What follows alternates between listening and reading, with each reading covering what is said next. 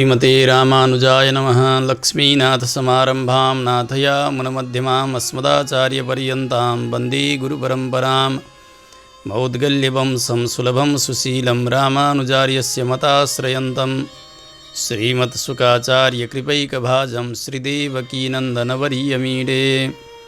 ज्ञानानन्दमयं देवं निर्मलस्फटिकाकृतिम् आधारं सर्वविद्यानां हयग्रीवमुपास्महे। आपदामपहर्तारं दातारं सर्वसम्पदां लोकाभिरामं श्रीरामं भूयो भूयो नमाम्यहं। कृष्णाय वासुदेवाय हरये परमात्मने प्रणतक्लेशनाशाय गोविन्दाय नमो नमः।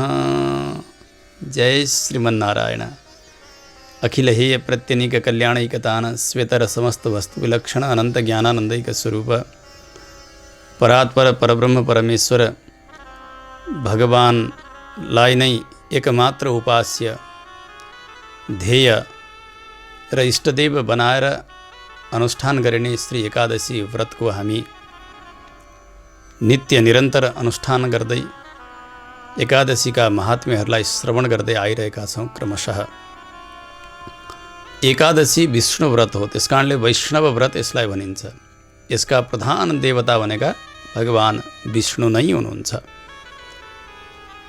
भगवानको आराधना जसरी गर्छन् वैष्णवजनहरूले त्यसै प्रकारले प्रत्येक एकादशीमा पनि उसै प्रकारको आराधनाको निरूपण गरिएको छ। तर कोही खास एक एकादशीलाई सकाम बुद्धिले अनुष्ठान गर्ने अरू सबै प्रकारका भक्तहरू उहाँहरूले त नित्य त्यस प्रकारको सेवा गर्न पाइरहनु भएको हुन्न अथवा त्यो बुझिरहनु भएको हुन्न। यसोस्ले एकादशीका ब्याजले पनि एकादशी महात्म्यका बहानाद्वारा पनि यसरी भगवानको सेवा गर्नुपर्छ, चिन्तन यसरी गर्नुपर्छ, यी तमाम प्रक्रियाहरूलाई सम्झाउनु भएको छ शास्त्रकारहरूले। विशेष गरी भविष्योत्तर पुराणमा भगवान र पाण्डवहरूका बीचमा भएको जो संवाद हो, महाराज युधिष्ठिर कहिले जिज्ञासु बन्नुभएको छ, कहिले भीमसेन बन्नुभएको छ, कहिले अर्जुनजी बन्नुभएको छ।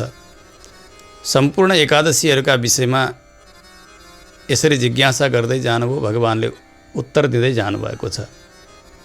हामीले अस्ति उत्पत्तिका एकादशीका विषयमा श्रवण गऱ्यौँ, जो मार्ग कृष्ण एकादशी मङ्सिर कृष्ण पक्षमा आउने प्रथम एकादशी।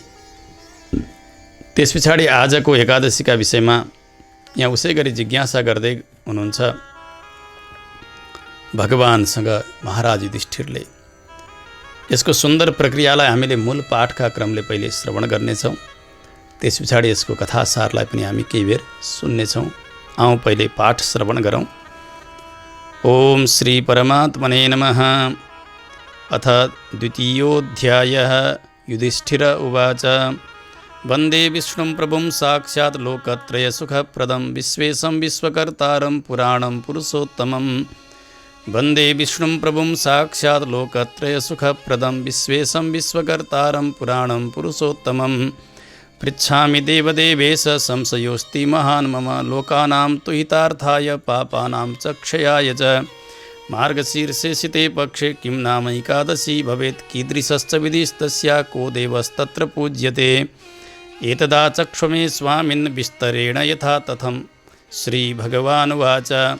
सम्यक् पृष्टं त्वया राजन् साधु ते विपुलं यशः कथयिष्यामि राजेन्द्र हरिवासरमुत्तमम्। उत्पन्ना सा शिते पक्षे द्वादशी मम वल्लभा मार्गशीर्षे समुत्पन्ना मम देहान्नराधिप मुरासुरवधार्थाय प्रख्याता मम वल्लभा। कथिता सा मया चैव त्वदग्रे राजसत्तम पूर्वम् एकादशी राजन् त्रैलोक्ये सचराचरे। मार्गशीर्षे शिते पक्षे चोत्पत्तिरिति नामतः अतः परं प्रवक्ष्यामि मार्गशीर्षे शितां तथा। तस्याः श्रवणमात्रेण वाजपेयफलं भवेत् मोक्षानां नीतिविख्याता सर्वपापहरा परा। देवं दामोदरं तस्यां पूजयेच्च प्रयत्नतः तुलस्या मञ्जरीभिश्च धूपदीपैर्मनोरमैः। शृणु राजेन्द्र वक्ष्यामि कथां पौराणिकीं शुभाम् अधोगतिं गता ये वै पितृमातृसुतादयः। अस्याः पुण्यप्रभावेण स्वर्गं यान्ति न संशय। एतस्मात् कारणात् राजन् महिमानं शृणुस्वतम्। चंपके नगरे रम्ये वैष्णवैः सुविभूषिते वैखानसेति राजर्षि पुत्रवत् पालयन् प्रजाः द्विजाश्चान्ये वसन् तत्र चतुर्वेदपरायणाः एवं स राज्यं कुर्वाणो रात्रौ तु स्वप्नमध्यतः ददर्श जनकं स्वं तु अधो योनिगतं नृप एवं दृष्ट्वा तु तं तत्र विस्मयोत्फुल्ललोचनः द्विजानाहूय प्रातर्हि तान् प्रणम्य विनम्रतः कथयामास वृत्तान्तं द्विजाग्रे स्वप्नसम्भवं राजोवाच मया तु स्वपिता दृष्टो नरके पतितो द्विजाः तारयस्वेति मां तात अधो योनिगतं सुत इति ब्रुवाणः स तदा मया दृष्टपिता स्वयं तदा प्रभृतिवो विप्रा नाहं शर्म लभाम्यहो एतद्राज्यं मम महद् असह्यम् असुखं तदा अश्वागजारथाश्चैव मे रोचन्ते न सर्वथा न कोशोऽस्ति सुखायेति न किञ्चित् सुखदं मम न दारा न सुता मह्यं रोचन्ते द्विजसत्तमाः किं करोमि क्व गच्छामि शरीरं मे सुदह्यते दानं व्रतं तपो योगो येनैव मम पूर्वजाः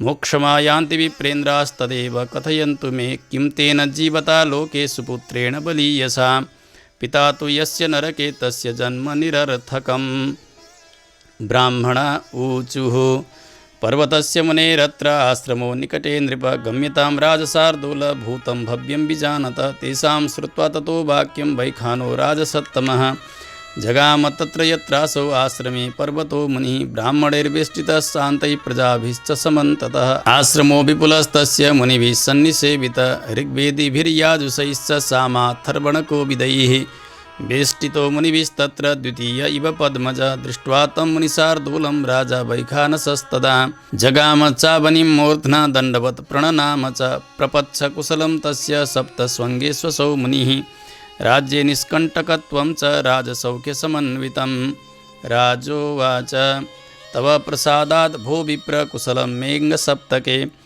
विभवेष्वनुकूलेषु कश्चिद् विघ्नः उपस्थितः एतन्मे संशयं ब्रह्मन् प्रष्टुं त्वां च समागतः एवं श्रुत्वा नृपवच पर्वतो मुनिसत्तमः ध्यानास्तमितनेत्रोऽसौ भूतं भव्यं व्यचिन्तयद् मुहूर्तमेकं ध्यात्वा च प्रत्युवाच नृपोत्तमम् मुनिरुवाच जानेऽहं तव राजेन्द्र पितुः पापं विकर्मणः पूर्वजन्मनि ते पित्रा सपत्नी कृतद्वेषतः कामासक्तेन चैकत्र ऋतुभङ्गः कृतस्त्रियाः त्राहि देहीति जल्पन्त्या ऋतुदानं नरादिव तेन वै तव पित्रा तु न दत्तो ऋतुराग्रहात् कर्मणा तेन सततं नरके पतितो ह्ययं राजोवाच केन वै व्रतदानेन मोक्षस्तस्य भवेन्मुने निरयात् पापसंयुक्तात् तन्ममा चक्षुपृच्छतः मुनिरुवाच मार्गशीर्षे सिते पक्षे मोक्षानाम्नि हरे स्थितिः सर्वैस्तु तद्व्रतं कृत्वा पित्रे पुण्यं प्रदीयताम् तस्याः पुण्यप्रभावेण मोक्षस्तस्य भविष्यति मुनिर्वाक्यं ततः श्रुत्वा नृपः स्वगृहमागतः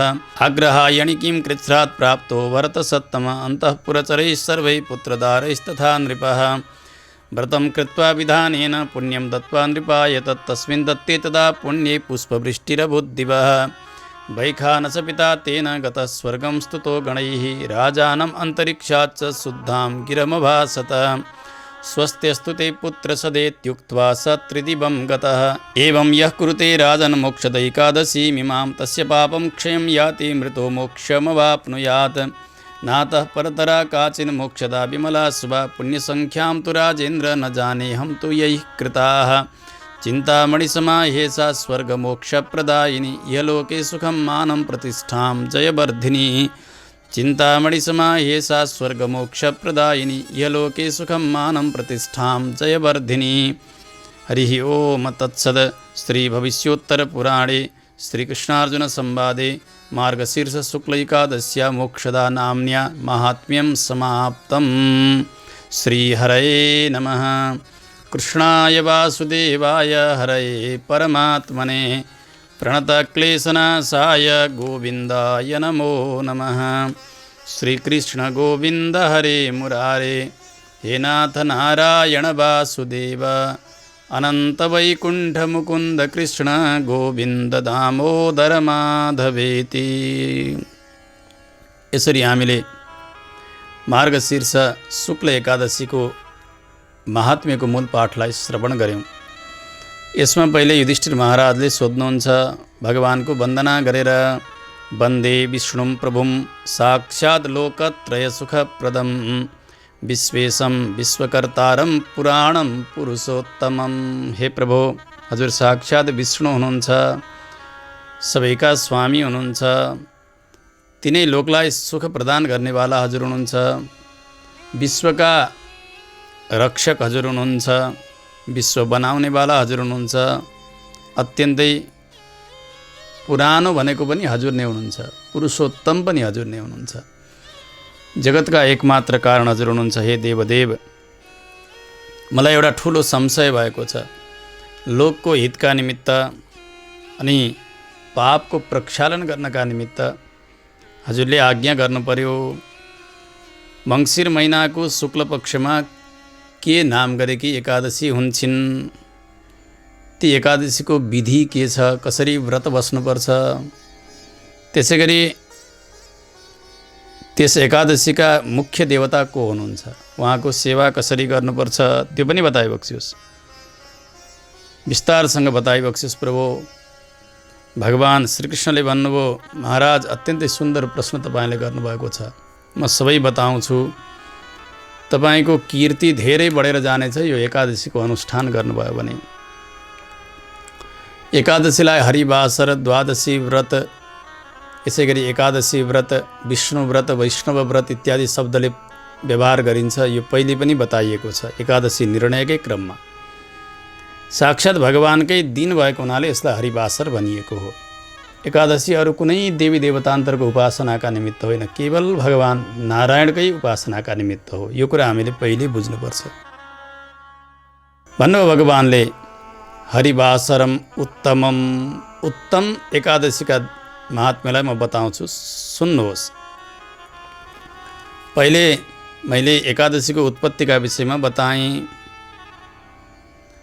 मार्गशीर्षको कृष्ण पक्षको एकादशी, जुन एकादशीको उत्पत्ति मेरा शरीरबाट भयो, त्यो मुर नाम गरेका दैत्यलाई वध गर्नका निमित्तै मैले प्रकट गरेको थिएँ।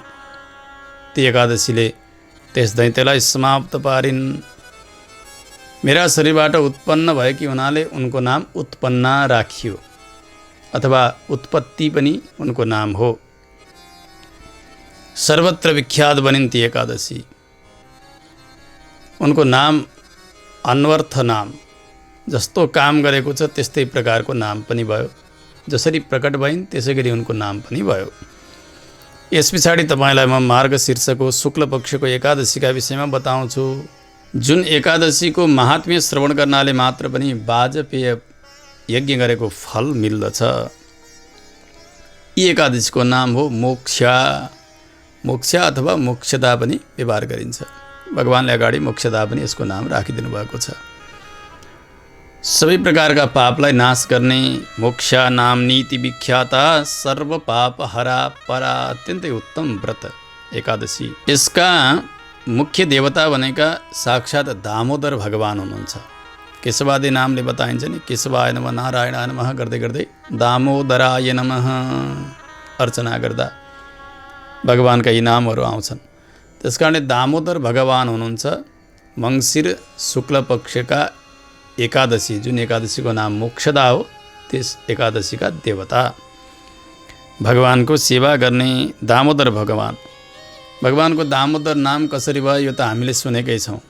मैया यशोदाले भगवानलाई समाए लिएर आउनुभयो।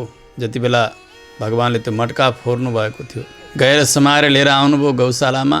त्यो ओखलमा भगवानलाई दामलाले बाँध्न प्रयास गर्नुहुन्छ। जति गर्दै जानुभयो त्यति 2 अङ्गुल कम हुँदै गयो। गौशालामा भएका सम्पूर्ण दामलाहरू जोड्दै जोड्दै जोड्दै जोड्दै भगवानलाई बाँध्न खोज्दा पनि 2 अङ्गुल कम हुँदै गयो। ती गाँठै गाँठा भगवानका उदरमा बाँधिएका छन्।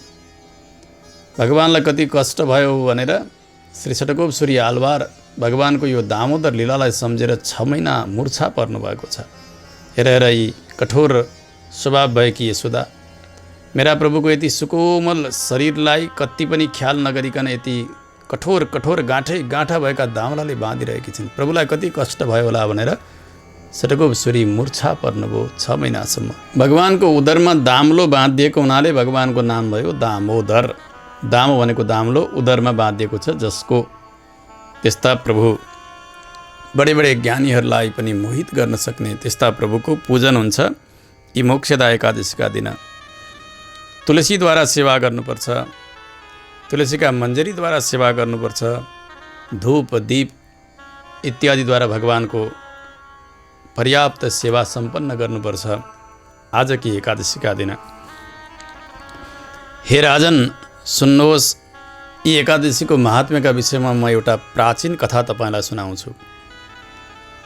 जुन एकादशीकै प्रभावले अधोगतिमा गएका पितृहरूको पनि उद्धार भयो। सुन्नुहोस् यसको महिमालाई। चम्पक नाम गरेका नगरमा धेरै धेरै वैष्णवहरू बस्नुहुन्थ्यो। उहाँहरूको आवास थियो वैष्णवैहि सुविभूषिते।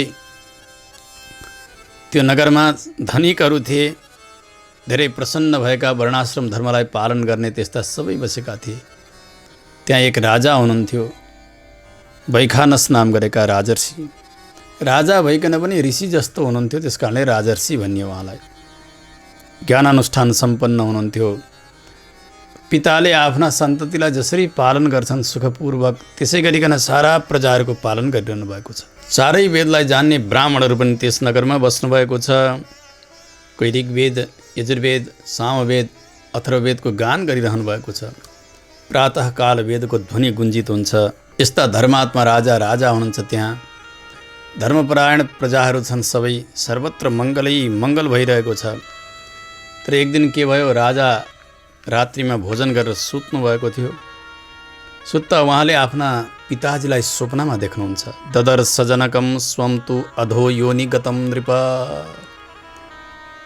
आफ्ना पिताजी त नरकमा पाक्दै गरेको देख्नुभयो। ओहो, अत्यन्तै दुःख भयो उहाँलाई। स्वप्नमै धेरै पीडा हुन्छ उहाँलाई। ओहो, मेरा पिताजी नरक जानुभएछ। झस्किनु भयो, बिउजनु भयो। निद्रा लागेन। प्रातःकाल त्यस क्षेत्रका ज्ञानी ब्राह्मणहरू सबैलाई बोलाउनु भयो। राजपुरोहितहरू सबैलाई बोलाएर प्रणाम गर्नुहुन्छ। विनम्र भएर रात्रिको सम्पूर्ण आफ्नो सपना बताउनु भयो। मैले यसरी देखेँ, मेरा पिताजी त नरक जानुभएछ, के गरी उहाँको उद्धार होला। पिताजीले मलाई देखेर भन्नुभयो नरकबाट, तारयस्वेति माम तात अधो योनिगतम सुत। म अत्यन्तै अधम योनिमा आइपुगेँ। ए बाबु, हे मेरा पुत्र, मलाई यहाँबाट पार लगाऊ, मलाई धेरै कष्ट भयो भनेर पिताजी रोइरहनु भएको थियो नरकमा। मैले यस्तो देखेँ, मलाई अत्यन्तै दुःख लागिरहेको छ। यो स्वप्न देखेबाट मलाई अहिलेसम्म कुनै चिजमा इच्छा भइरहेको छैन। मैले कहीँ कल्याण देखेकै छैन। सर्वत्र मेरो जीवन अन्धकारमय जस्तो लागिरहेको छ। यो राज्यले पनि मलाई सुख दिएको छैन। यो सम्पत्तिले पनि मलाई सुख दिएको छैन। यी घोडा छन्, हात्ती छन्, रथ छन्, यी कुनै चिजले पनि मलाई सुख दिइरहेका छैनन्। मेरा पिताजी त नरकमा हुनुहुन्छ, म अहिले राजा भएर बसेको छु। धिक्कार छ मलाई, धिक्कार। न कोशोपि सुखायेति न किञ्चित सुखदम मम। यो कोषले पनि, सम्पत्तिले पनि मलाई कति सुख दिइरहेको छैन। न पत्नीद्वारा मलाई अहिले सुख भएको छ, न छोराहरूद्वारा, कसैले केहीले पनि मलाई सुख भएको छैन। किनभने मेरा पिताको यस दुर्दशाले गर्दा दुःखी भएको छु। किम करोमि क्व गच्छामि शरीरं मे सुदह्यते। दानं व्रतं तपो योगो येनैव मम पूर्वजाः मोक्षम आयान्ति विप्रेन्द्रा। ए ब्राह्मण देवताहरू, हजुरहरूले बताइदिनुहोस्, म के गरौँ यसका लागि? कहाँ जाउँ? मेरो शरीर त जल्न लागिरहेको छ। पिताजीको यो पीडालाई देखेर थाहा पाएर मैले के दान गर्नुपर्छ, कस्तो व्रत गर्नुपर्छ, कस्तो तपस्या गर्नुपर्छ, के गर्नाले मेरा पिताजीको उद्धार हुन्छ, त्यो बताइदिनुहोस्। उहाँको मोक्ष के गरी हुन्छ, त्यो कृपा गरेर हजुरहरूले बताइदिनुहोस्। पिताजीको उद्धार नगरिकन मैले बाँच्नु धिक्कार छ। किम तेन जीवता लोके सुपुत्रेण बलियसा। पिता तो यस्य नरके तस्य जन्म निरर्थकम। आफ्ना पिता नै नरकमा छन् भने अनेक सम्पत्ति बटुलेर, यस वैभव कीर्ति बटुलेर यस संसारमा बाँच्नुको अर्थ नै के छ र? त्यस कारणले मेरा पिताजीको उद्धार के गरी हुन्छ, के गरी कल्याण हुन्छ, त्यो बताइदिनुहोस्। राजा अत्यन्तै आत्तिरहनु भएको छ। ब्राह्मणहरूले भन्नुभयो, महाराज, एक पर्वत नाम गरेका ऋषि हुनुहुन्छ, उहाँको आश्रम छ यहाँ नजिकै। धेरै कुरा जान्नेवाला हुनुहुन्छ। भूतम भव्यम बिजानतः, पहिले के भयो त्यसलाई पनि जान्नुहुन्छ, अहिले हुँदै गरेकालाई पनि जान्नुहुन्छ, अब हुनेवालालाई पनि जान्नुहुन्छ। त्यस्ता त्रिकाल द्रष्टा हुनुहुन्छ। त्यहाँ जानुपर्छ महाराज। जाउँ त्यहीँ। सबैले त्यसरी जब सल्लाह दिनुभयो, राजा त्यहाँबाट प्रस्थान गर्नुहुन्छ। तत्कालै ती महर्षि पर्वतका आश्रममा गएर प्रणाम गर्नुभयो। ब्राह्मणहरू पनि साथसाथै जानुभएको छ, राजाका साथै। प्रजाहरू पनि साथै साथ गइरहेका छन्। अत्यन्तै सुन्दर आश्रम छ, तपस्वी हुनुहुन्छ। धेरै धेरै मुनिहरूद्वारा घेरिएर मानौ धेरै तारागणका बीचमा चन्द्रमा जसरी सुशोभित हुनुहुन्छ त्यसै गरी बस्नुभएको छ पर्वत मुनि। ती वरिपरि बस्ने ऋषिहरू पनि कोही ऋग्वेद जान्ने हुनुहुन्छ, कोही सामवेद, कोही यजुर्वेद, कोही अथर्ववेद जान्नेवाला हुनुहुन्छ।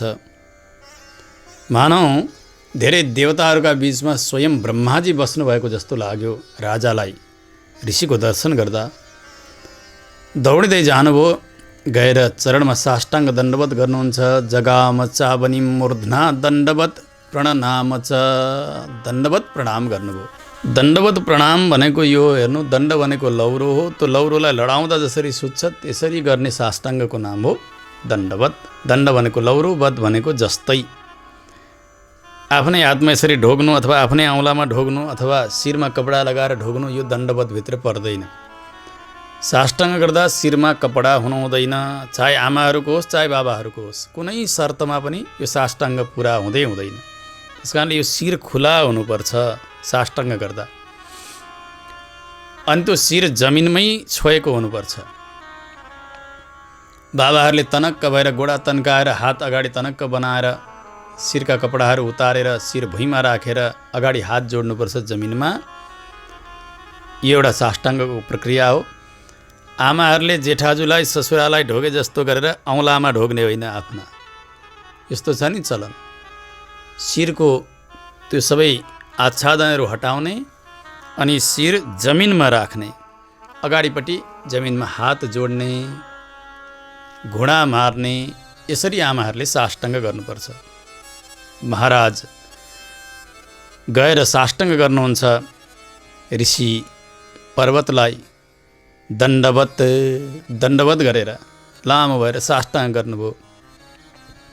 साष्टाङ्ग गरिसकेपछि ऋषिले सोध्नुभयो राजालाई कुशलताको प्रश्न। राज्यका 7 अङ्ग हुन्छन्, जसरी सेना, कोष इत्यादि।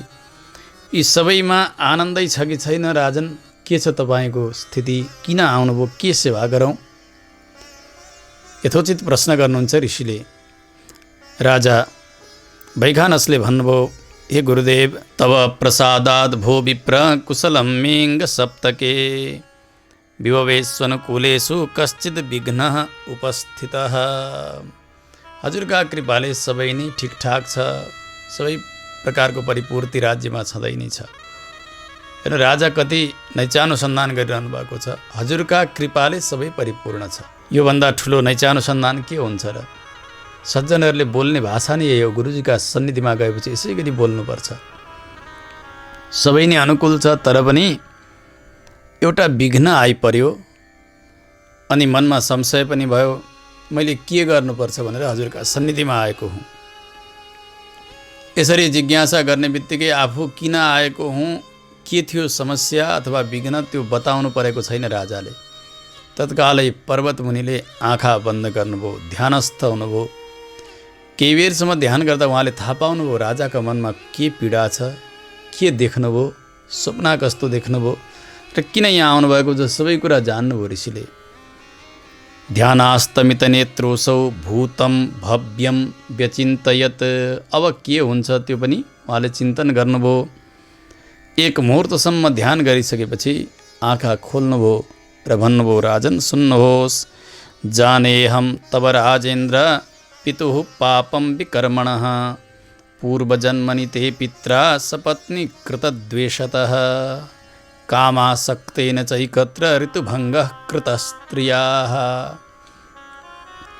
मैले सबै जाने, पूर्व जन्ममा तिम्रा पिताजीले एउटा नगर्ने काम गरेका रहेछन्, त्यस्तो अपराध गरेका रहेछन्। धेरै पत्नीहरू थिए, एउटी पत्नीमा हुरुक्क प्रेम गर्थे महाराज तपाईँका पिताले। अनि अर्की पत्नी ऋतुकालमा भइन्। ऋतुकाल भनेको रजस्वला भएको 4 दिन बितेर अगाडि गइसकेपछि, विशेष गरी 7औं दिनबाट 16औं रात्रिसम्मको समयलाई विशेष ऋतुकाल भनेर बताइन्छ। त्यसबेला नारीलाई सहवासको इच्छा हुन्छ। तिम्रा पिताजीकी एउटी पत्नी पूर्वजन्ममा सहवासका निमित्त आउँछिन् ऋतुकालमा। अत्यन्तै व्यग्र भएर आएकी हुन्छन्। ती आफ्नी कान्छी पत्नीका डरले गर्दा तिनलाई त्यसै फर्काइदिन्छन्। उनी रुन्छिन्, कराउँछिन्, तर पनि सहवास तिम्रा पिताले गरेनन्। उनी भन्दै गइन्, जो आएकी थिइन् ऋतुदान माग्नका निमित्त, त्राही देही ती जनपन्त्या ऋतुदानम नराधिप। हे महाराज, महाराज मलाई ऋतुदान दिनुहोस्, म सेवा गर्न चाहन्छु। तर पटक्कै उनले मानेनन्। नमानेका कारण तिम्रा पिता जब परलोक भए, प्राण गयो, जाने बित्तिकै त्यही अपराधका कारण नरकमा गएका हुन्। कर्मणा तेन सततम नरके पतितो ह्ययम्। त्यही अपराधका कारण पत्नीलाई ऋतुकालमा ऋतुदान नगरेका कारण आज नरकमा गएका छन् तपाईँका पिता। यो सुन्ने बित्तिकै राजाले हात जोडेर भन्नुभयो, हे गुरुवर, के गर्दाखेरि मेरा पिताको उद्धार हुन्छ त? नगर्ने काम त गरिहाल्नु भएछ। त्यो नरकबाट उहाँको कसरी उद्धार हुन्छ? के व्रत गर्नुपर्छ, के दान गर्नुपर्छ, त्यो कृपा गरेर बताइबक्सियोस्। अत्यन्तै डरलाग्दो त्यो नरक जहाँ पीडा भोगिरहेको मैले देखेँ पिताजीलाई। मेरो हृदय अत्यन्तै रोइरहेको छ। मुनिले भन्नुभयो, राजन सुन्नुहोस्, मङ्सिर महिनाको शुक्ल पक्षमा मोक्षा नाम गरेकी एकादशी आउँछिन्। मोक्षा भन्नु र मोक्षदा भन्नु एउटै हो। आजकी एकादशी सबैले त्यस दिन व्रत गर्ने हो भने र पितालाई त्यो पुण्य खर्च गरिदिने हो भने त्यसबाट पिताको उद्धार हुन्छ। त्यसैले नै उनको मोक्ष हुन्छ। अरू यिनका लागि कुनै उपाय छँदै छैन। ऋषिले आज्ञा गर्नुभयो। ऋषिको यथोचित पूजन गर्नुभयो राजाले। प्रजाहरू ब्राह्मणहरूका साथ ऋषिबाट विदा भएर आउनुहुन्छ। निश्चय गर्नुभयो कि गुरुदेवले जे भन्नुभयो अब त्यही नै मैले गर्नेछु, मोक्षदा एकादशीको व्रत गर्नेछु। राजाले यस्तो इच्छा देखाउने बित्तिकै सारा प्रजाहरूले पनि भन्नुभयो, महाराज, महाराज, हामी पनि सबै व्रत गर्छौँ। यो व्रतको फल हजुरलाई नै प्रदान गर्छौँ। त्यो सबैको पुण्य एकत्रित भयो भने पक्कै पनि हजुरका पिताजीको उद्धार हुन्छ होला। ब्राह्मणहरूले पनि यही नै इच्छा देखाउनु भयो। अब त न केवल राजा अपितु रानी, अरू ती राजकुमारहरू, अरू पनि प्रजाहरू, ब्राह्मणहरू सबै भएर आउने जो मोक्षदा एकादशी थिइन् मङ्सिर शुक्ल पक्षकी, त्यस एकादशीमा उपवास गर्न प्रारम्भ गर्नुहुन्छ। व्रतम कृत्वा विधानेन पुण्यम दत्वा नृपाय तत्। जसरी बताइएको छ त्यसरी व्रत गर्नुभयो सबैले। प्रातःकाल उठेर भगवानको नाम लिँदै जलाशयमा गएर स्नान गर्ने, अनि भगवानको दिव्य सेवा गर्ने। रात्रिका समयमा पनि भगवानको नाम संकीर्तन गरेर रात बिताउने, यी आदि कार्यहरू सम्पूर्ण गर्नुभयो सारा प्रजाहरूले, ब्राह्मणहरूले, राजपरिवार सबैले। अनि सबैले भन्नुभयो, यो पुण्य सबै हजुरलाई नै हामी प्रदान गर्दछौँ, हामीलाई केही पनि चाहिएको छैन। राजाले सबैको व्रतको पुण्यलाई एकत्रित गर्नुभयो। त्यो पुण्य जब सङ्ग्रहित भयो, पिताका निमित्त गरिदिनु भएको थियो, त्यसै पुण्यका प्रभावले ती वैखानस राजाका जो पिता हुन् नरकमा गएका, उनी त एकाएक दिव्य विमानमा चढेर अनेक प्रकारका गणहरूद्वारा, देवगणहरूद्वारा पूजित भएर विमानमा चढेर वैकुण्ठ जाँदै गरेको राजाले देख्नुभयो। माथिबाट पुष्पको वृष्टि गरिरहेका छन् सबैले। पिताजीलाई देख्दा देख्दै अत्यन्तै प्रसन्न हुनुभयो महाराज वैखानस। माथिबाट आशीर्वाद प्रदान गर्दै पिताजीले भन्नुभयो, स्वस्त्यस्तु ते पुत्र सदा। ए बाबु, तिम्रो सदैव कल्याण होस्, सदैव मङ्गल होस्। यस्तो उत्तम वाणी बोल्नुभयो माथिबाट। हेर्दा हेर्दै हेर्दा हेर्दै त्यो विमान माथि माथि गयो, वैकुण्ठको यात्रा गर्नुभयो वैखानस महाराजका पिताले। अरू धेरै केही नै गर्नुभएको थिएन, केवल आजकी एकादशी, मोक्षदा नाम गरेकी एकादशीकै उहाँले उपासना गर्नुभएको थियो। आज भगवान् श्रीकृष्ण यो सुनाउँदै हुनुहुन्छ पाण्डवहरूलाई। राजा युधिष्ठिरलाई सम्बोधन गर्दै भन्नुभयो, राजन एवं यः कुरुते राजन मोक्षद एकादशीमिमां तस्य पापं क्षयं याति मृतो मोक्षम अवाप्नुयात्। मङ्सिर महिनाको शुक्ल पक्षमा पर्ने मोक्षदा एकादशीको व्रत जसले गर्दछन् उसका सारा पापहरू नाश हुन्छन् अनि प्राण गइसकेपछि उसको अवश्य पनि मोक्ष हुन्छ, वैकुण्ठमा वास हुन्छ। मोक्ष प्रदान गर्ने एकादशी भएकै कारण यिनको नाम हो मोक्षदा, मोक्षम ददाति, मोक्षलाई दिनेवाली एकादशी। यी एकादशी भन्दा अर्को उत्तम एकादशी छैनन्, किनभने यिनले मोक्ष गराइदिन्छन्, सबै प्रकारका शुभ फलहरू प्रदान गर्छिन्, पवित्र छिन्। यी एकादशीले जति पुण्य प्रदान गर्छिन् त्यसको कोही लेखा जोखा छैन। पुण्य सङ्ख्याम तु राजेन्द्र न जाने हम तो यही कृताः। भगवान् हुनुहुन्छ यी एकादशीको व्रत गर्नाले कति पुण्य हुन्छ म ईश्वर भएर पनि जान्दिनँ। यो केवल प्रशंसा हो, भगवान्ले नजान्नु त के थियो र। केवल एक एकादशीको व्रत लिनाले नै सबै चिज पाइन्थ्यो भने अरू एकादशीको किन व्रत गर्ने, यो पनि प्रश्न हुन्छ। अस्ति नै बताइयो, महिमा भनेको वैशिष्ट्य हो, प्रशंसा हो, स्तुति हो। किनभने अलिकति स्तुति नगरिकन, प्रशंसा नगरिकन, उसको महत्त्व प्रकाश नपारिकन त्यसप्रति रुचि जागृत हुँदैन व्यक्तिको। बालकहरूलाई औषधि पिलाउनु पर्यो भने आमाले भन्छन्, बाबु तिमीले यो औषधि पियौ भने म यो मिठाई दिन्छु तिमीलाई। बालक त त्यो औषधि पिउन चाहँदैन, किनभने नमिठो छ, तर उसलाई लोभ लागेको छ त्यो मिठाईको। औषधि नखाइकन आमाले मिठाई दिँदै दिनुहुन्न। मिठाईका निमित्त औषधि पिउनु पर्यो भनेर पिइदिन्छ। अब यसै गरी आमा त्यो औषधिको मात्रा बढाउँदै जान्छन्, मिठाईको मात्रा घटाउँदै जान्छन्। किनभने औषधि पिलाएर उसलाई जाति गर्नु छ आमाको लक्ष्य। त मिठाई खुवाएर फेरि रोगी बनाउनु छैन। मिठाईले त लाभ गर्दैन यस बेला, बिरामी भएका बेला। अनि त्यो औषधि नखानेलाई औषधि खुवाउनका निमित्त मिठाई जसरी देखाइयो नि, त्यसै गरिकन शास्त्रले पनि सकाम कर्महरूको विधान बताउनुहुन्छ। रोचनार्थ फलश्रुति, त्यो कर्ममा रुचि जागृत गर्नका निमित्त यो कर्मले यो फल दिन्छ।